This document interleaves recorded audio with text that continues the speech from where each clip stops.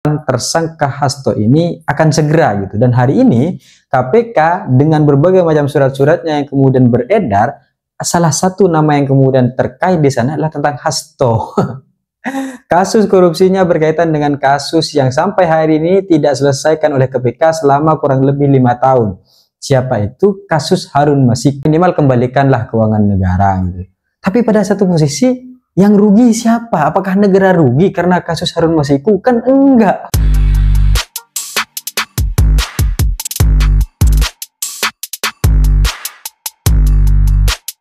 Hai korban ghosting, menuju tahun baru ternyata bukan hanya petasan yang sedang dipersiapkan untuk meletus dan mewarnai malam hari kita, tapi juga berbagai macam kasus-kasus peristiwa yang akhirnya menggoncang status Bapak Presiden Prabowo sebagai presiden. Ada banyak nih persoalan-persoalan politik yang akhirnya muncul, mulai dari PPN, pameran lukisan yang dibatalkan, hingga penetapan Hasto Sekjen PDIP sebagai tersangka korupsi. Akhirnya berbagai macam prediksi-prediksi, dugaan-dugaan yang sejak awal sudah diprediksi oleh berbagai macam kalangan politisi, akademisi, dan PDIP sendiri terkait penetapan tersangka Hasto ini akan segera gitu. Dan hari ini KPK dengan berbagai macam surat-suratnya yang kemudian beredar, salah satu nama yang kemudian terkait di sana adalah tentang Hasto.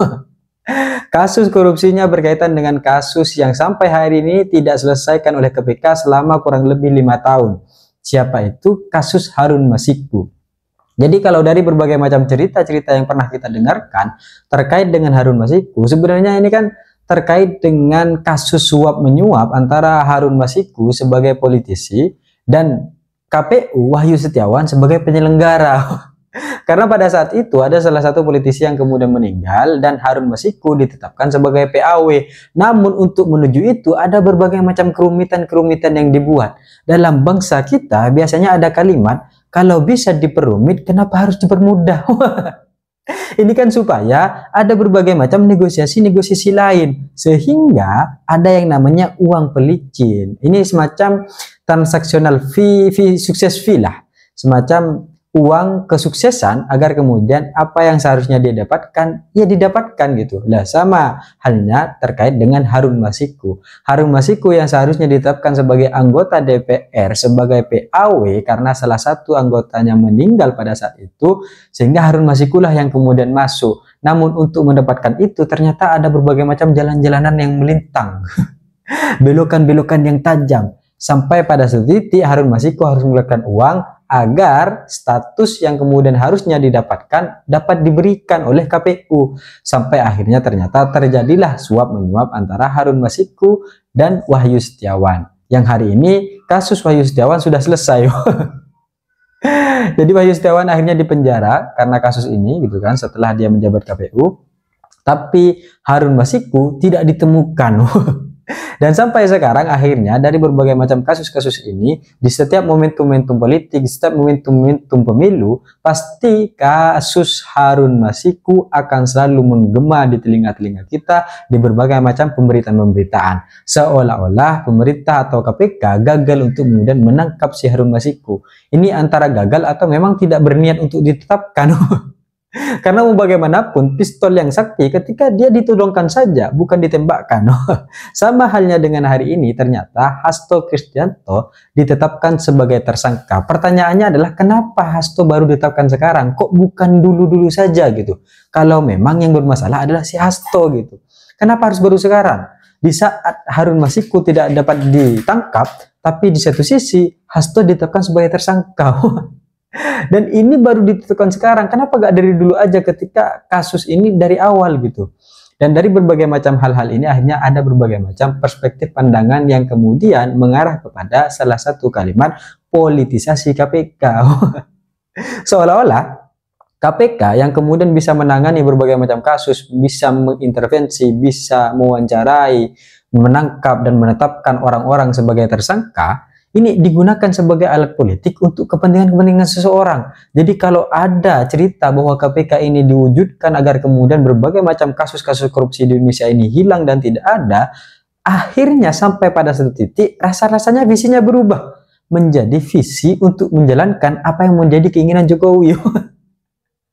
Karena repot gitu, ketika kemudian akhirnya ditarik benang merah, ada berbagai macam persoalan-persoalan yang terkait. Misalnya, dahulu Jokowi itu kan pernah berkeinginan agar kemudian Demokrat diambil alih oleh siapa? Stafnya Muldoko. Tapi akhirnya gagal. Kemudian Jokowi ingin mengambil alih Golkar oleh siapa? Bahlil. Ternyata ada berbagai macam elit-elit Golkar yang menolak agar kemudian Jokowi ada. Kemudian sampai batu titik PDIP akan melaksanakan kongres. Kapan? 2025 hasil perpanjangan. Perpanjangannya sempat dan ingin digoyang pada saat itu, tapi gagal. Dan hari ini kongresnya yang kemudian akan digoyang. Maka pertarungan-pertarungan atau cawe-cawe ataupun perusakan-perusakan internal PDIP akan terus terjadi. Sampai nanti kongres tiba. Ini akan terus terjadi. Salah satu yang kemudian akhirnya menjadi meledak dari kembang api di akhir tahun adalah tentang kasus Hasto Kristianto. Jadi kalau pada akhirnya ada berbagai macam pikiran-pikiran bahwa KPK telah menjadi alat politik, itu hal yang wajar karena faktanya juga demikian. Penetapan Hasto Kristianto ini kan sudah sejak lama dibicarakan, tapi tak kunjung ditetapkan sebagai tersangka. Kalau hanya ingin segera menetapkan sebagai tersangka kan sederhana saja, tetapkan selesai gitu kan. Perkara nanti dia tidak terlibat ya dibatalkan. Jadi kalau ada kasus CSR kemudian di Bank Indonesia dua yang kemudian sudah ditetapkan kemudian dibatalkan, ini yang kemudian tidak tersangka menjadi tersangka. Dan hal ini terjadi di kepemimpinan yang baru. Ada berbagai macam narasi bahwa sebenarnya ini sudah sejak lama gitu. Tapi yang pasti dari hal ini adalah bahwa terjadi politisasi sehingga akhirnya Hasto Kristianto akan masuk dalam proses yang kemudian ditetapkan sebagai tersangka keterlibatan suap menyuap antara Harun Masiku dan Wahyu Setiawan sebagai KPU. Tapi pada dasarnya adalah ketika akhirnya kasus korupsi ini beralih fungsi, beralih definisi bahwa orang yang akhirnya menyuap itu juga terlibat dalam kasus korupsi, ini kan repot juga akhirnya.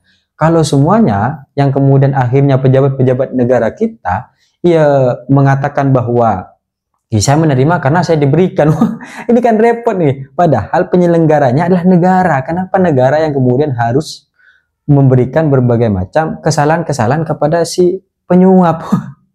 Sedangkan makna korupsi itu kan orang yang kemudian akhirnya dengan jabatannya dia mengambil keuntungan untuk kepentingan pribadi, bukan kepentingan negara. Salah satunya adalah kemudian dilakukan oleh Wahyu Setiawan ketika akhirnya dia meminta uang pelicin agar si Harun Masiku ini ditetapkan sebagai anggota DPR, sebagai PAW gitu.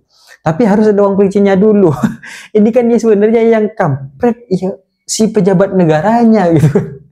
Tapi akhirnya ternyata yang salah adalah dua-duanya. Bahkan orang untuk kemudian mendapatkan hak yang seharusnya mereka lakukan, hak yang harusnya mereka dapatkan, harus dengan cara-cara yang kotor agar kemudian mendapatkan itu semua. Dan ini harusnya diselesaikan oleh pejabat-pejabat negara yang bersih, oleh birokrasi-birokrasi yang bersih.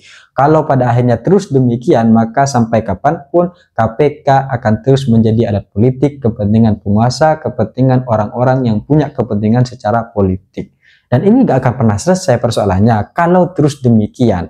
Sehingga kasusnya yang kemudian terjadi dengan Harun Masiku itu memang sangat layak untuk viral karena mau bagaimanapun PDIP adalah partai yang besar, PDIP adalah partai yang gagah. Jadi wajar kalau akhirnya kasus-kasus ini bisa viral, kasus-kasus ini menjadi persoalan utama bagi KPK dan penguasa. Apalagi sampai sekarang posisi-posisi yang kemudian antara PDIP dan Jokowi ini kan semakin vulgar pernyataan-pernyataannya, kalimat-kalimatnya, sehingga akhirnya niat untuk kemudian menghilangkan Hasto itu juga semakin vulgar bagi Jokowi. Dengan orang-orang yang ada gitu, dengan berbagai macam penempatan posisi-posisi yang sudah ditetapkan sejak awal. Karena mau bagaimanapun seleksi calon KPK itu sudah sejak zaman Jokowi dan kemudian disahkan di zaman Prabowo. Itu kan sederhananya demikian.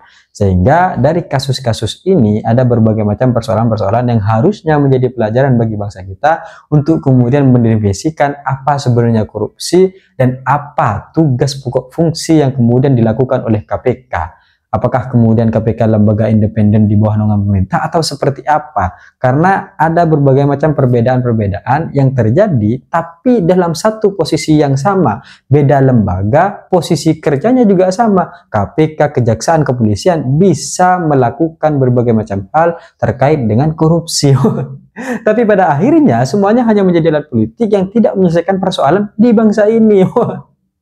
Belum lagi ketika kemudian akhirnya Bapak Prabowo mengatakan, ya gak apa-apa lah kita berikan kesempatan kepada para koruptor agar mereka bertobat, katanya kan. Ya minimal kembalikanlah keuangan negara gitu. Tapi pada satu posisi yang rugi siapa? Apakah negara rugi karena kasus Harun Masiku? Kan enggak. Yang rugi kan Harun Masiku karena dia yang bayar. Sudah dia bayar, ditetapkan sebagai tersangka lagi. Repot ini jadinya gitu. Negara tidak mengalami kerugian, tapi negara mau mereka jadi tersangka. Ini kan repot, gimana ceritanya gitu? Apakah kemudian makna tobatnya adalah kemudian agar tidak mengkritisi pemerintah, agar kemudian bersahabat dengan pemerintah, atau seperti apa makna tobatnya?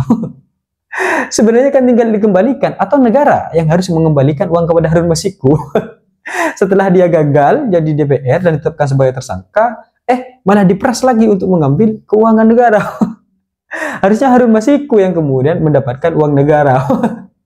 Enggak ya. Tapi dari kejadian-kejadian ini harusnya memang ada berbagai macam evaluasi yang kemudian harus dilakukan, dan proses-proses yang terjadi di akhir tahun ini akan semakin meledak di tahun depan, dan Prabowo sebagai Presiden Republik Indonesia harus melihat itu sehingga berbagai macam dinamika politik dapat dalam kondisi yang stabil, sehingga keadaan negara tetap dalam kondisi yang stabil, ekonomi, politik, dan sosial budaya kita juga dalam posisi yang stabil. Maka ini adalah ujian yang kemudian didapatkan oleh Prabowo, meskipun pada akhirnya pilihannya adalah keberpihakan yang harus ditegaskan. Apakah kemudian beliau akan terus berada dalam bayang-bayang Jokowi, atau beliau keluar sebagai seorang presiden yang akhirnya menegakkan berbagai macam hal yang telah pernah beliau ucapkan. Saya pikir itu cita-cita saya, ingin seperti Gibran, tapi saya sadar diri dan sadar posisi. See you, korban ghosting.